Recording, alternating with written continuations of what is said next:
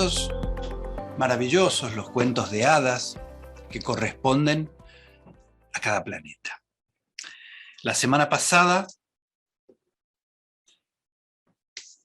contamos El maestro de los ladrones, que es el cuento que tiene que ver con Mercurio. Como saben, cada planeta tiene un metal, tiene un color, tiene un día de la semana. Y Mercurio es muy curioso porque es único, de alguna manera. Desde muchos puntos de vista, Mercurio es único. Por un lado, el planeta y el metal coinciden. Se llaman igual, Mercurio. Lo que ya es curioso.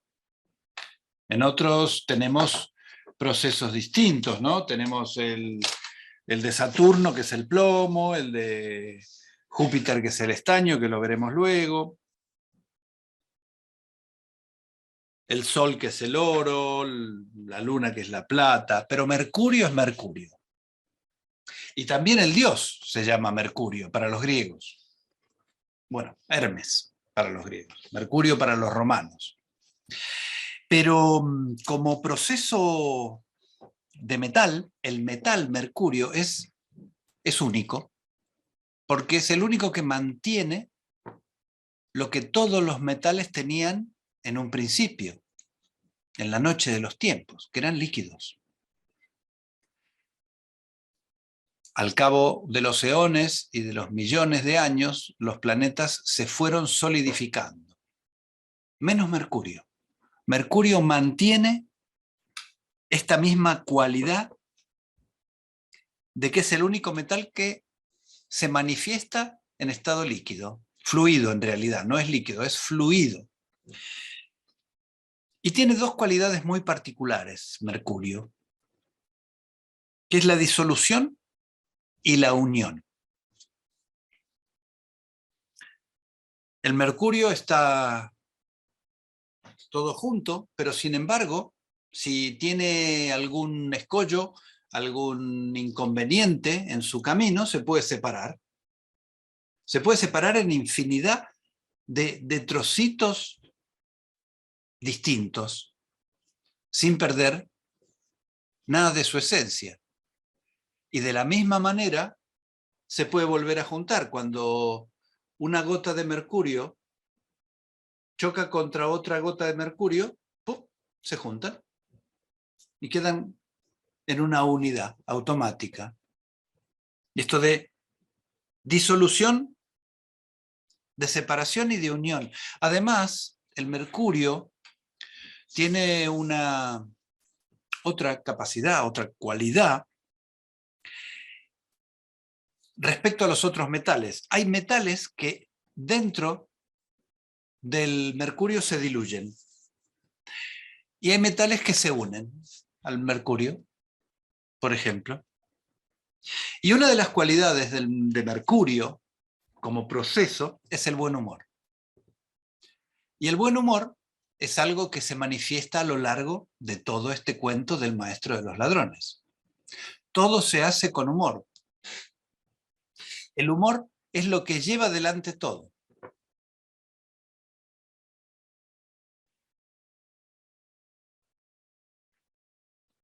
Por otro lado, la historia nos habla de la condición pasajera de todo. Nada está aferrado, nada es rígido. Todo es móvil, todo es fluido, todo es cambio. El cuento lo cuenta permanentemente.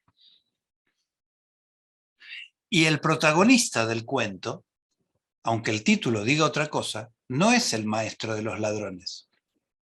El protagonista del cuento es el conde. El conde es el que se aferra con todas sus fuerzas a lo rígido, a lo histórico, a lo que ya está establecido.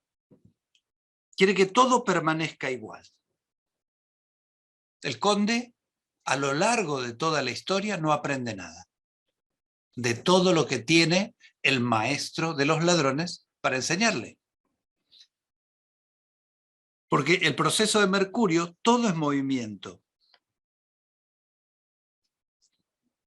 De hecho, el dios Mercurio es el de los pies alados, el que vuela. Para los griegos, Hermes Trimegisto, es el del triple poder, el poder sobre el pensar, sobre el sentir y sobre la voluntad. Hermes. Por otro lado, también es el dios de los ladrones, que no es casualidad. Y justamente las pruebas son tres.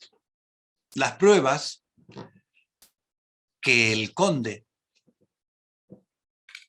le pone al maestro de los ladrones son tres pruebas: el caballo, la sábana y el anillo, y el cura y el sacristán. Y son tres pruebas muy distintas. Y en cada prueba tiene que utilizar cualidades distintas también. La primera, la del caballo, tiene que ver con la razón, con el pensar, con la cabeza. Entonces, ¿qué hace el ladrón? Adormece. A todos los guardianes de la cabeza los adormece, los deja dormidos. Entonces, se va con el caballo y luego lo devuelve, porque además no toma nada para sí. Son pruebas que tiene que pasar porque él aceptó pasarlas.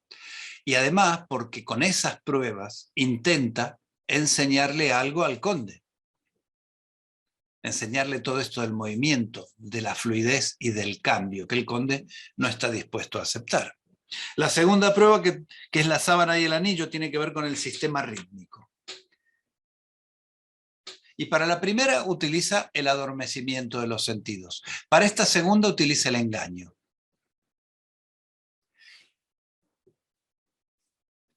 Y fíjense que aquí hay un cambio también en el duque, aunque parezca mentira, porque en el conde, digo. En la primera prueba, el conde delega la guardia, delega la vigilancia, que se ocupen los guardias.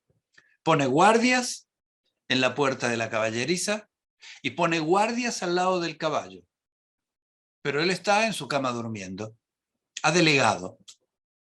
Sin embargo, en esta segunda prueba no. Él se lo toma como una cuestión más personal. La sábana y el anillo, que tiene que ver con el sistema rítmico, también tienen que ver con la unión. La sábana tiene que ver con la unión.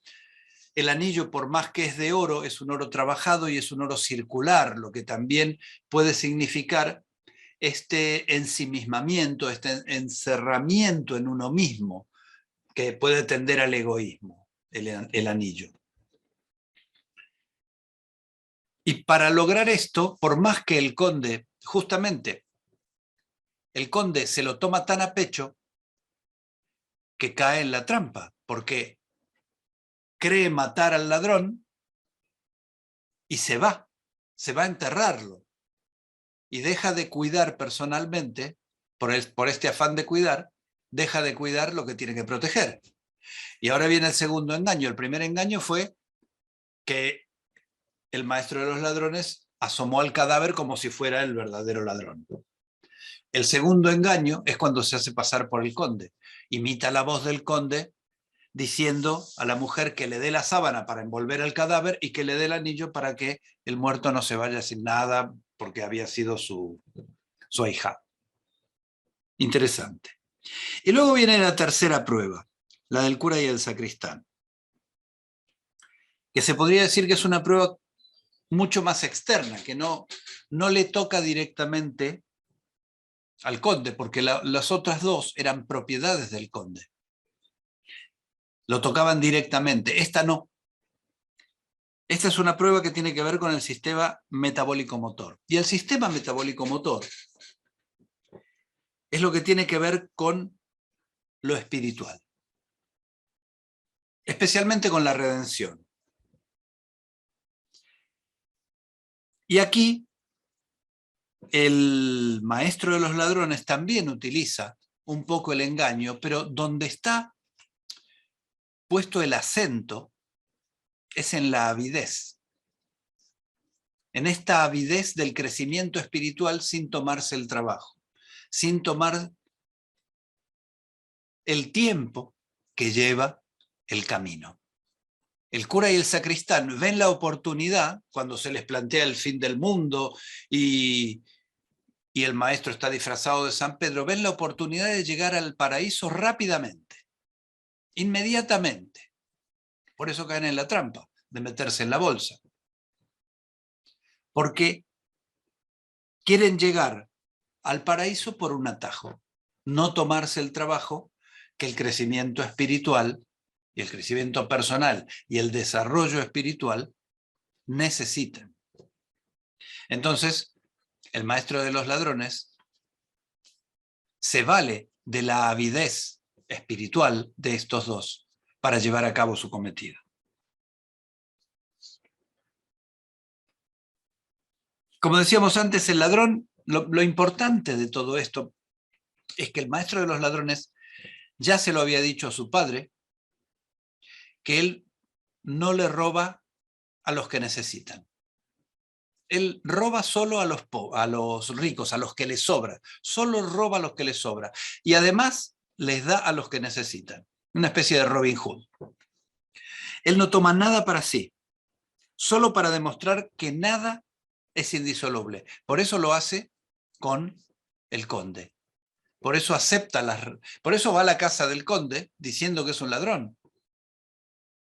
Porque tiene algo que demostrarle al conde, para ver si este conde aprende de una vez por todas, cosa que realmente no ocurre. Por otro lado, hay una cuestión muy interesante del proceso del mercurio. Steiner dice que el proceso de mercurio es el predecesor del impulso de Cristo. Y esto es interesante porque en el cuento, los cuentos son imaginaciones.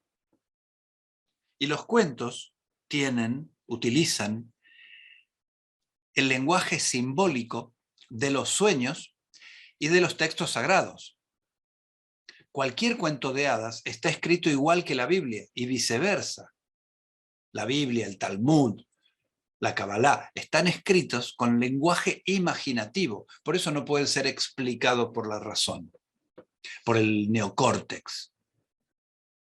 Son mensajes que van directos al alma.